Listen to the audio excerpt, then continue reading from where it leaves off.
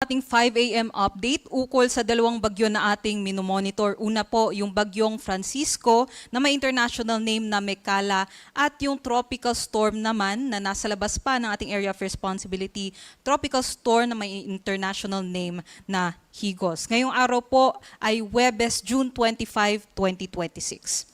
Unahin po muna natin yung update dito sa bagyong Francisco. Kanina nga pong 2:00 ng umaga ay mas humina pa itong bagyong Francisco at nag-downgrade na nga bilang isang severe tropical storm category na lamang. Huling namataan ang sentro nitong bagyong Francisco sa layong 415 kilometers northeast ng Itbayat, Batanes. May taglay pong hangin na abot sa 100 kilometers per hour at pagbugso na abot sa 125 kilometers per hour. Sa kasalukuyan nga, kumikilos po ito pa north-northeastward sa bilis na 15 kilometers per hour. At kung mapapansin nga po natin, mas maninipis na po yung mga kaulapan nitong bagyong Francisco at nakakaapekto na lamang sa Batanes at sa may Babuyan Island. So expect pa rin po natin yung maulap na panahon dyan na sinamahan din ng mga malalakas na hangin. Other parts naman po ng Luzon, maging dito sa western section ng Visayas, patuloy pa rin po yung epekto nitong habagat o southwest monsoon. So malaking bahagi nga po ng Luzon, expect po natin yung makulimlim na panahon. Meron din po mga kalat-kalat na mga pag-ulan, maging dito rin po sa may western Visayas. But other parts of the country naman po, expected natin yung partly cloudy to cloudy skies lamang, although possible pa rin naman yung mga panandaliang buhos ng ulan dulot ng mga thunderstorm activities. Ayon po sa ating latest forecast track and intensity nitong bagyong Francisco, inaasahan nga po natin patuloy po itong kikilos pa northeastward patungo po sa may Ryukyu Islands ng Japan. And expected natin makakalabas na po ito ng ating area of responsibility possible this afternoon o mamayang gabi. At within the next 24 hours, papunta na nga po ito sa may Ryukyu Islands at posible na nga pong mas mag-downgrade pa bilang isang tropical storm category na lamang.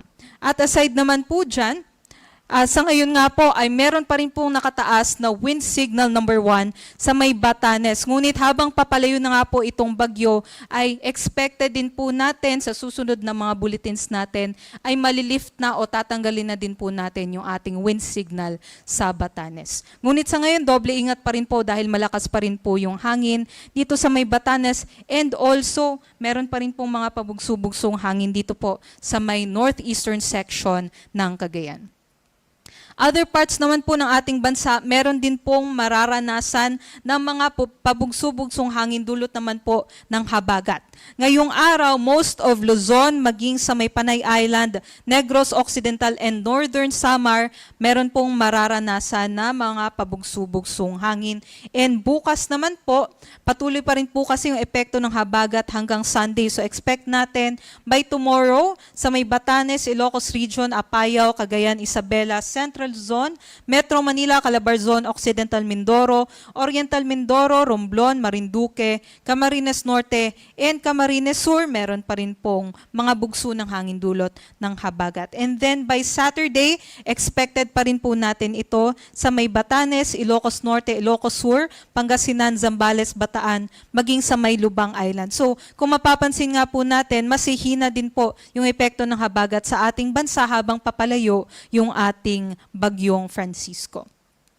Ngunit sa mga pag-ulan naman po, ngayong araw, expected pa rin po natin within the next 24 hours, maaaring makaranas pa rin ng 50 to 100 millimeters of rainfall yung ating mga kababayan sa Zambales, Bataan, and Occidental Mindoro. But yun nga po, aside po dito sa mga lugar na ito, ay meron pa rin pong kalat-kalat na mga pag-ulan sa malaking bahagi ng Luzon and pati sa may western Visayas. So itong mga 50 to 100 millimeters of rainfall ay maaari pong magdulot ng mga localized floodings and also dahil saturated na po yung mga kalupaan natin dito sa mga nabanggit na lugar, maaari din po tayong makaranas ng mga pagguho ng lupa. So doble ingat po sa ating mga kababayan. By tomorrow, the same din po na mga locations ay maaari pa rin po makaranas ng 50 to 100 millimeters of rainfall. So doon pa rin po sa Zambales, Bataan, and sa may Occidental Mindoro. But by Saturday, expected nga po natin na masihina ang epekto ng habagat. So sa may Bataan na lamang po yung may nakataas tayo na weather advisory. So yun nga po, posible pa rin yung mga pagbaha at pagguho ng lupa. Ngunit by this time, meron pa rin pong mga kalat-kalat na mga pag-ulan sa malaking bahagi ng Luzon and Western Visayas. Para naman po sa kalagayan ng ating mga karagatan, wala naman po tayong nakataas na gale warning, ngunit nasa katamtaman hanggang sa maalon yung expected natin na karagatan dito sa may northern and eastern sections ng northern Luzon. Samantala, sa other parts naman po, sa ibang seaboards naman po ng ating bansa, nasa Banayad hanggang katamtaman na lamang po yung ating mga pag-alon. Although, possible pa rin po yung hanggang 2.1 meters na pag-alon sa other parts of the country. Para naman po dito sa binabantayan natin na bagyo, itong tropical storm na may international name na Higos, ito po'y nasa labas pa ng ating area of responsibility at hindi naman po nakakaapekto sa bansa natin sa ngayon. At sa ngayon nga po, huli po itong namataan sa layong 1,855 kilometers, silangan ng Central Luzon, tropical storm category pa rin, may taglay na hangin na aabot sa 65 kilometers per hour at pagbugso na aabot sa 80 kilometers per hour. Sa kasalukuyan, kumikilos po ito pa west-northwestward sa bilis na 20 kilometers per hour. Ano nga bang inaasahan natin na development nitong bagyo?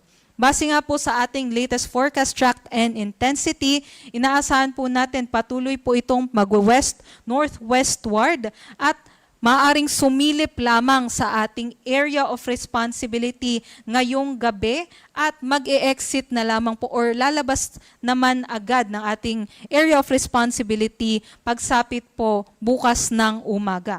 Ngunit habang papalapit nga po ito sa ating PAR, ay naasahan natin mas hihina po ito at maaari nga po mag-downgrade bilang isang tropical depression na lamang within the next 36 hours. At kikilos po ito pa northeastward patungo sa karagatan sa south of Japan. Yun lamang po ang latest mula dito